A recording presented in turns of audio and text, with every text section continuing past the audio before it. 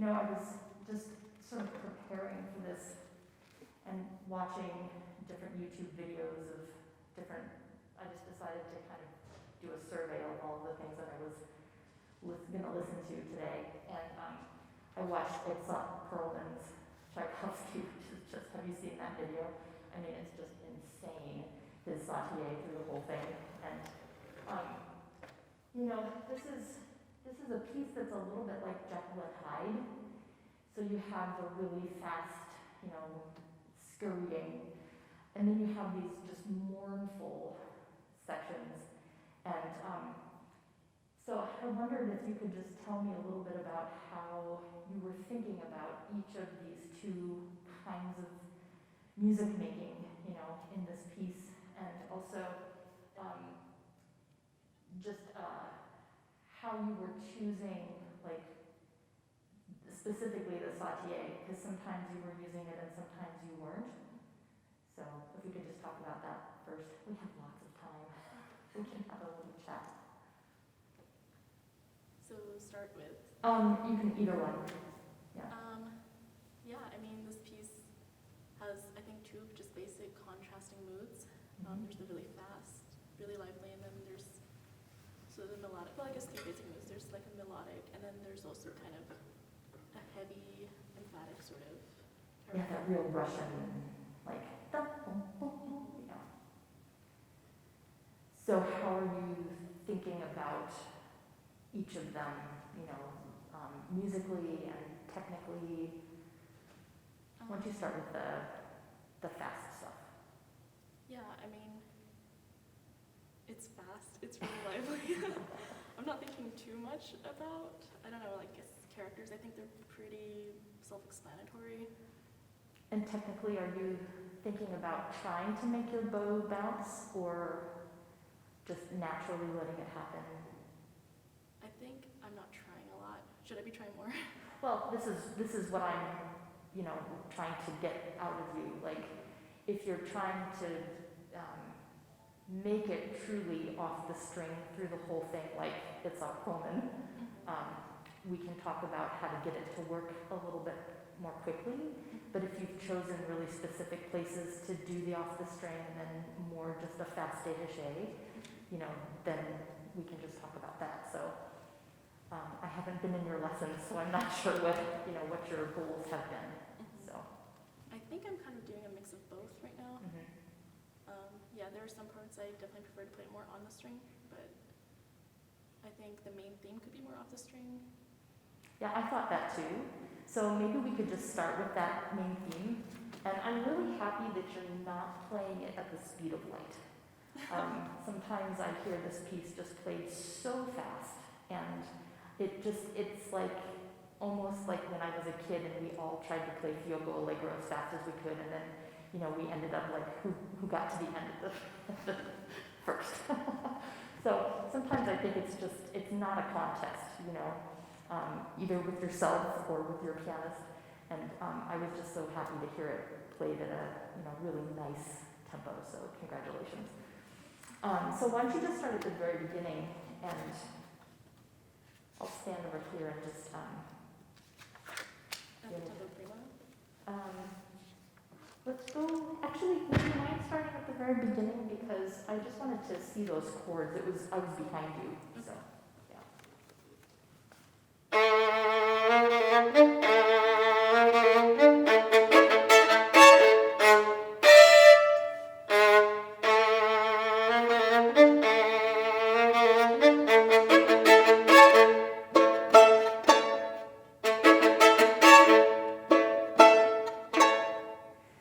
Can I just tell you? So I really, really love how you roll that chord at the end with your pits. I'm wondering if the very beginning pitches could be more just like out to the audience. So send them out to there. And so diagonally across and and you have as much time as you want with those. She's not going to come in before you do it. So I think you could you have it twice. And so maybe the first time's a little faster, but still like toss them out as if you're going to let the audience catch your chords. Yeah, and maybe even more, because they're quarter notes. Just... and you can vibrate them. And then the second one. And even that one, could you toss it out? Because when you go down, then they're like, if you can see the notes, they're in a puddle at your feet, instead of tossing them like confetti out to the audience. Yeah, so follow through. So yeah, sorry, the microphone is. Yeah, and it's like, you've tossed them, so your hand doesn't just go like this. I think they'll project more, and that's something that you can do with any chords that you have in any pieces. So, the same thing would be, I think, with the chords that you're bowing. So, make them go out into the audience as much as you can with the staccato. Yeah, the very last one especially. So, out, like raise your arm above your head. Yeah. Also, I think you could move your contact point just a little closer to the bridge. I know you're trying to get, where it's kind of even, but you're losing a little bit of volume. So let's just do all of that again, maybe from the last G sharp.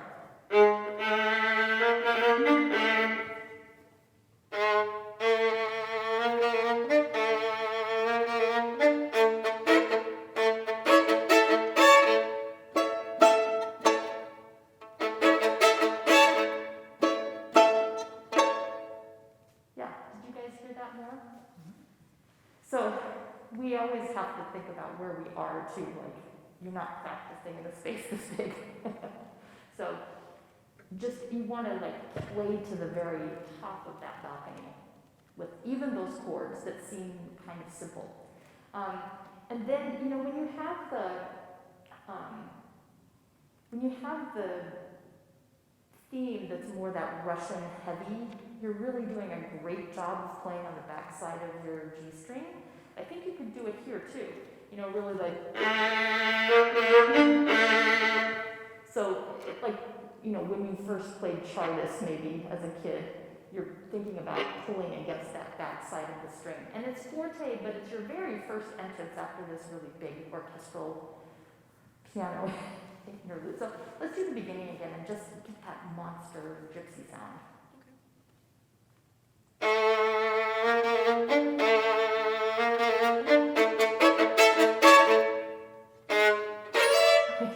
Whichever part it is, that's fine.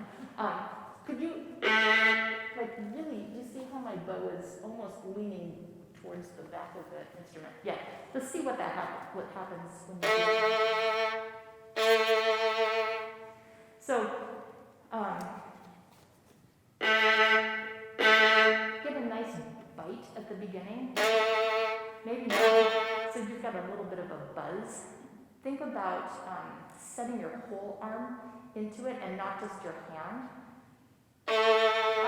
There. I think you're trying to squish the sound out of the instrument, but let your whole arm weight do it. Yeah. Okay, and then be closer to the bridge. It's hard for me to see. Good. So just watch. Why don't you start at the whole beginning? This is fun.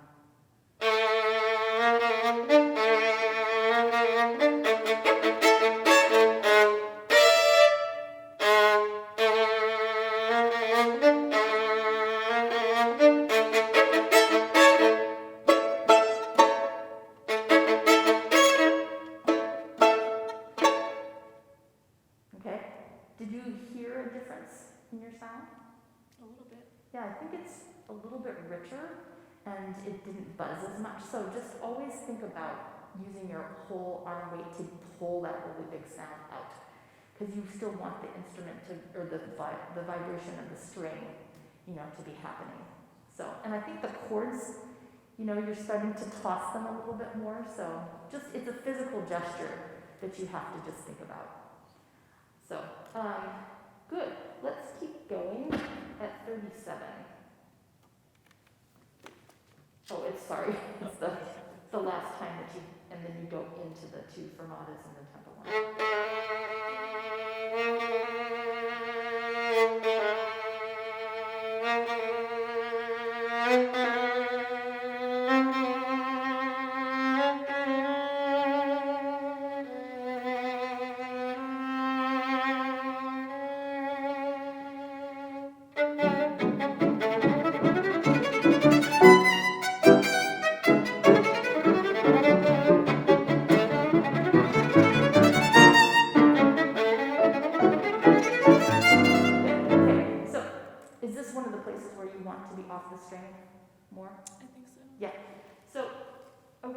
watch your bow when you do this, and you can just start in the tempo one. And I want you to make sure that you're actually in the part of the bow where your saute happens. A lot of what you did like with your eyes closed and kind of looking away. And I really always encourage my students to look at what they're doing, because we have three kinds of senses, that help us play. We have the tactile sense, we have the visual sense, and we have the aural sense. And so if you're not using some of those, then it's really just the tactile. You just sort of have to feel, what your bow is doing. And sometimes in the heat of the moment, we aren't always aware of where we are. So go ahead and look at what you're doing, and go ahead.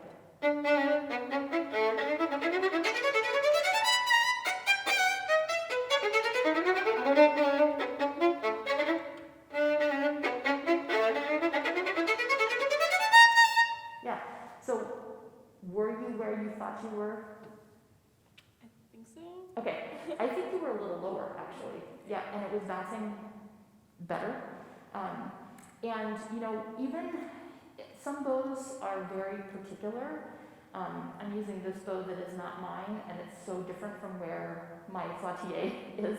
And even just that string crossing, that inch or inch and a half, will make the sautier not happen. So as you go through that scale up to the B flat or the B natural, you're going from the D string and this G string all the way to the E. And so you're going to have to probably move your bow just a little bit, or keep it in that sweet spot of the sautier, even as you do the arc of the strings. So let's do that one more time and think about that.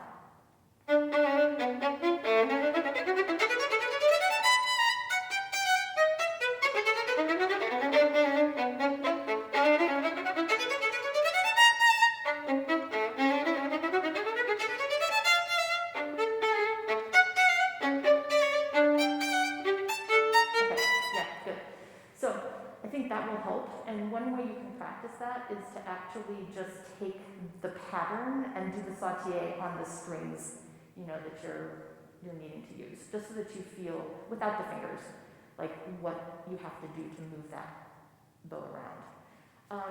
There was one other thing, the slur that happens, and then, you have and that slur has to take you back to that sweet spot of your bow. It's a little bit like a shove-chick exercise, that you have the on the string and then off the string. Yeah. And you might think about so you have to decide, are you lifting for the saute at the end of the slur, or are you lifting from the first note of the 16th?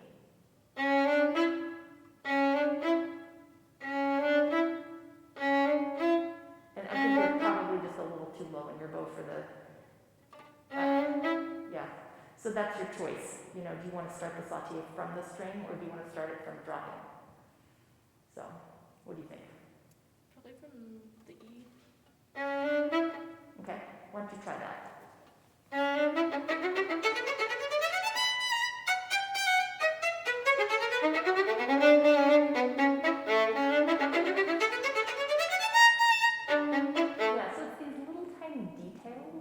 I think that you could really just puzzle out, by trying it different ways.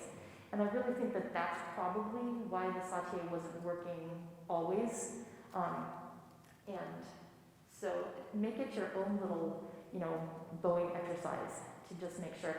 When I was watching it's a Cronin, I think he actually cheats and does the slur as separate bows.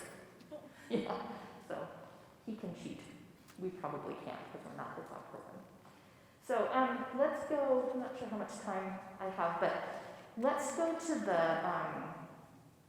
the first slower theme. We have about 5 minutes, it looks like. Oh, really? Oh my goodness, a half an hour goes super fast. Let's do, actually, I want to do D.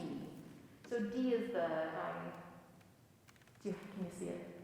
It's kind of mournful. I really wanted it to be more like you're just so sad about something.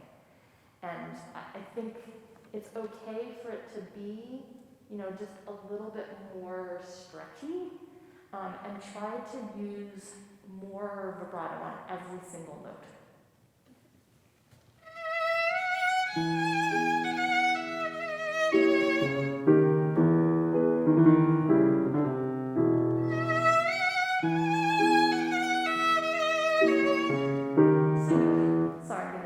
Since we have such a little bit of time. So how can you make those two statements different? It's melancholy, maybe is a better word than sad. You're sort of like, a time that I wish something would have been different or better. So, but you have those two very similar statements, and you're doing a glissando, but could you do maybe the glissando a little slower or more buoy, so that it's really like a huge sigh of, oh.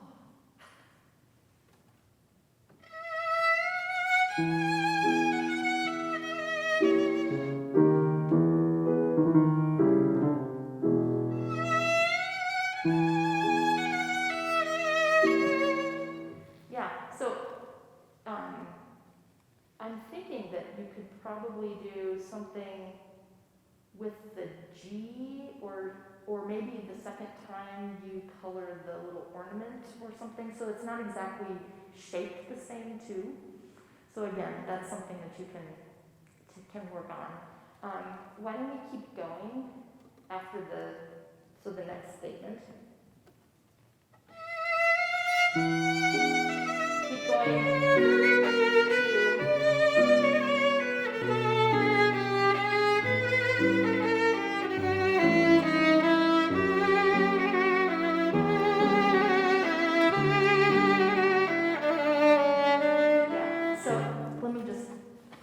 So I think that you just need to still try to stay close away from me.